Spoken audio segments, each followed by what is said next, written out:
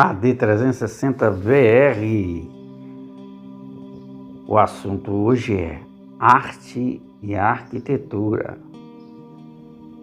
Vamos tratar da visão, perspectiva e forma em Oscar Niemeyer, o arquiteto que transformou o concreto em poesia e a arquitetura brasileira em uma linguagem universal. Há arquitetos que constroem edifícios, há outros que constroem uma maneira de olhar o mundo. Oscar Niemeyer pertence à segunda categoria. Sua obra ultrapassou os limites da arquitetura para ingressar no território da escultura, da paisagem, da política, da cultura e da própria imaginação brasileira. Ao longo de mais de 7 décadas de atividade, Niemeyer desenvolveu uma linguagem própria, reconhecível pelas curvas, pelo concreto armado, pelos grandes espaços livres e, sobretudo, pela intenção de produzir emoção por meio da forma. Nascido no Rio de Janeiro em 1907, falecido em 2012, aos 104 anos, Niemeyer atravessou praticamente todo o século XX e o início do século XXI. Sua trajetória acompanhou transformações profundas da sociedade brasileira, a industrialização, o modernismo, a construção de Brasília, a ditadura militar, o exílio e a redemocratização. Sua arquitetura, entretanto, não pode ser compreendida apenas como reflexo de seu tempo. Ela também foi uma tentativa de inventar uma nova paisagem para o Brasil. A ruptura com a arquitetura previsível. Niemeyer iniciou sua formação profissional em um momento em que o modernismo internacional procurava romper com a ornamentação histórica e defender uma arquitetura baseada na funcionalidade, na racionalidade estrutural e nas possibilidades oferecidas pelo concreto armado. Sua aproximação de Le Corbusier foi decisiva, mas Niemeyer não se limitou a reproduzir os princípios do mestre franco-suíço. Ao contrário, apropriou-se deles para criar outra coisa. A experiência no Ministério de Educação e Saúde no Rio de Janeiro nos anos 30 colocou o jovem arquiteto em contato direto com uma nova percepção de espaço e estrutura. Poucos anos depois, porém, a Pampulha demonstraria que Niemeyer pretendia ampliar radicalmente os limites do modernismo. A Pampulha, quando a curva entra em cena.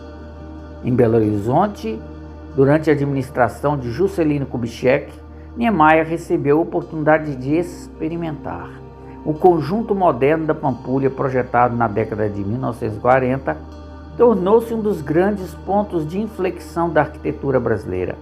Igreja, cassino, casa de baile e clube foram concebidos como parte de uma composição integrada à água, ao paisagismo e às artes plásticas.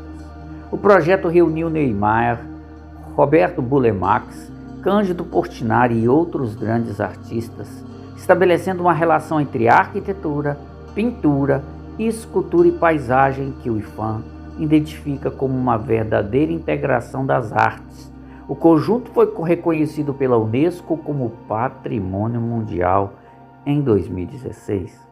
É em Pampulha que a curva deixa de ser apenas uma possibilidade estrutural e passa a adquirir significado poético.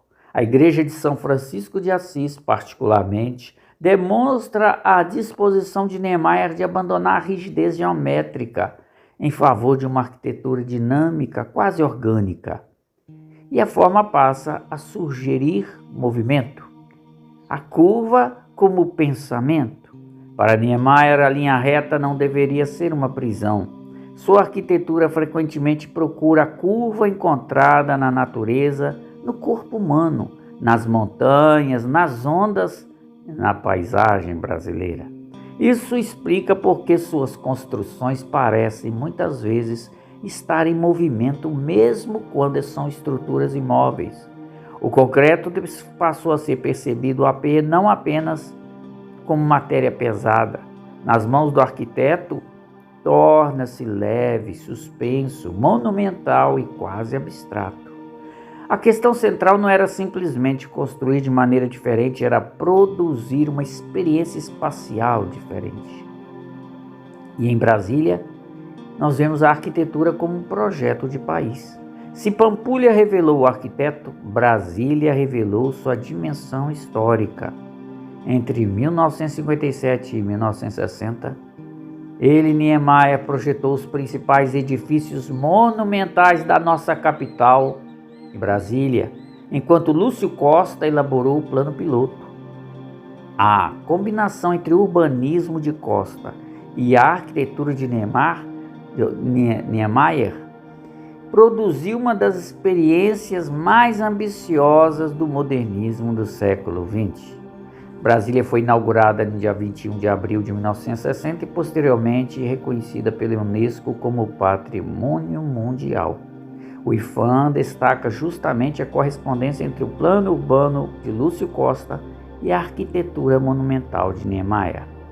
Congresso Nacional, Palácio do Planalto, Supremo Tribunal Federal, Palácio da Alvorada, Itamaraty e Catedral formam um conjunto em que a arquitetura assume uma dimensão quase cenográfica. Mas não se trata de cenografia vazia. Os edifícios foram concebidos para produzir perspectivas. A distância, o horizonte, a escala humana diante do monumental e a relação entre vazio e massa fazem parte da experiência.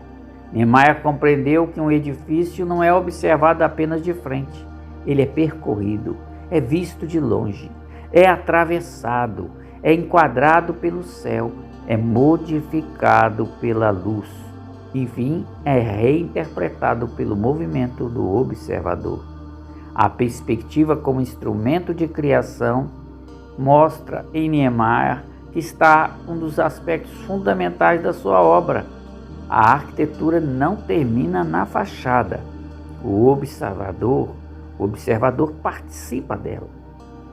O Palácio do Planalto é um exemplo particularmente revelador. Na própria descrição da sua obra, Niemeyer relata ter imaginado a experiência de caminhar entre as colunas e, a partir dessa experiência, procurado criar novos pontos de vista. A liberdade plástica, segundo o arquiteto, era mais importante do que submeter a forma a uma ideia rígida de pureza estrutural. Essa declaração ajuda a compreender sua arquitetura. Niemeyer não projetava apenas objetos, projetava olhares, forma, estrutura e emoção. Uma das grandes contribuições de Oscar Niemeyer foi demonstrar que a arquitetura moderna poderia ser racional sem ser fria. O concreto armado permitia vencer com grandes vãos, criar balanços e desenvolver estruturas ousadas. Mas a engenharia era para ele um instrumento a serviço de uma concepção artística.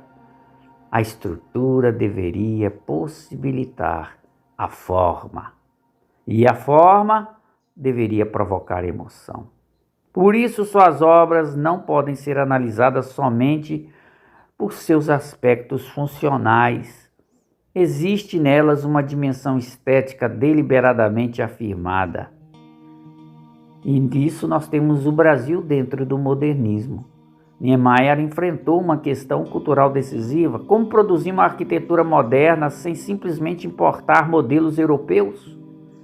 Sua resposta não foi produzir literalmente a arquitetura colonial brasileira.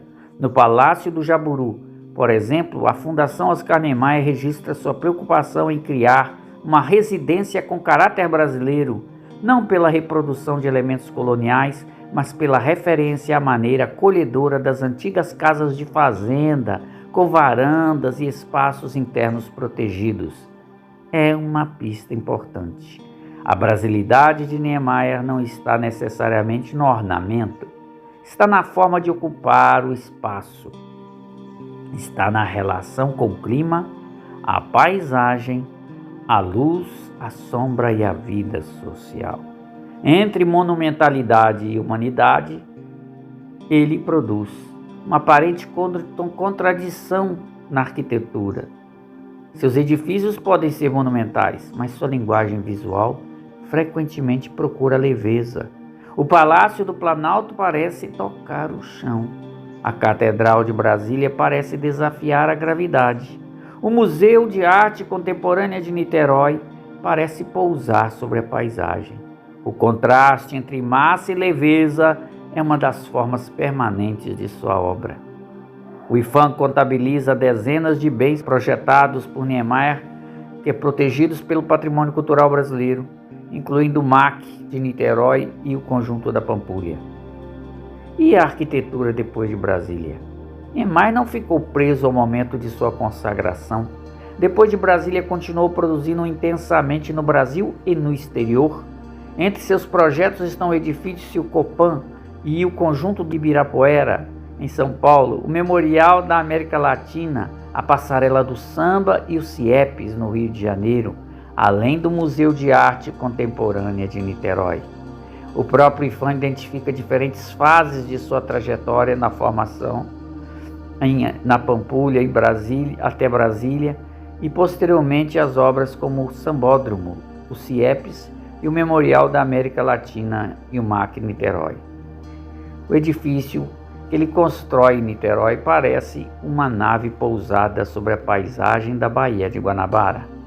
Ali, arquitetura, horizonte e paisagem tornam-se uma única composição. A visão de mundo desse arquiteto precisa ser compreendida a partir de sua visão política e social. O arquiteto não separava completamente estética e sociedade. Ao longo de sua vida, manifestou posições políticas de esquerda e manteve relação próxima com intelectuais e dirigentes políticos, entre eles o próprio Juscelino Kubitschek, Darcy Ribeiro e outros protagonistas da história brasileira. Seu exílio durante a ditadura militar marcou profundamente sua trajetória. Mas sua produção não desapareceu. Niemeyer continuou trabalhando e projetando no exterior, enquanto sua obra brasileira permanecia como parte essencial da paisagem cultural do país. E podemos terminar falando do desenho como origem da sua arquitetura. Ainda há uma dimensão fundamental para compreender o arquiteto, que é o desenho. Antes do concreto existe a linha. Antes do edifício existe a imaginação. Seus desenhos e croquis revelam uma relação quase imediata entre gesto e forma. A linha curva aparece como síntese de uma ideia arquitetônica que posteriormente será traduzida em cálculo, estrutura, engenharia e construção. É nesse ponto que Niemeyer se aproxima do artista. Seu projeto nasce muitas vezes como uma espécie de desenho no espaço. A engenharia vem depois para tornar possível aquilo que a imaginação concebeu. Enfim, nós falamos do seu legado. Oscar Niemeyer morreu em 6 de dezembro de 2012, aos 104 anos, deixando uma das obras arquitetônicas mais reconhecidas do mundo. Sua importância, entretanto, não está somente na quantidade de edifícios projetados ou na fama internacional. Está na transformação da própria percepção da arquitetura brasileira. Ele demonstrou que o concreto poderia ser poético, que a monumentalidade pode ser leve, que a coluna poderia tornar-se desenho e que o edifício poderia conversar com o horizonte. A Fundação Oscar Niemeyer, criada em 1988, mantém como missão preservar, divulgar e gerenciar a obra do arquiteto, reunindo documentação e acervo relacionados à sua produção. Seu maior legado não é simplesmente ter deixado edifícios extraordinários espalhados pelo Brasil e pelo mundo. É ter ensinado que uma construção pode ultrapassar sua função, pode tornar-se paisagem, pode tornar-se símbolo e pode se tornar memória. AD 360BR, o assunto é arte e arquitetura.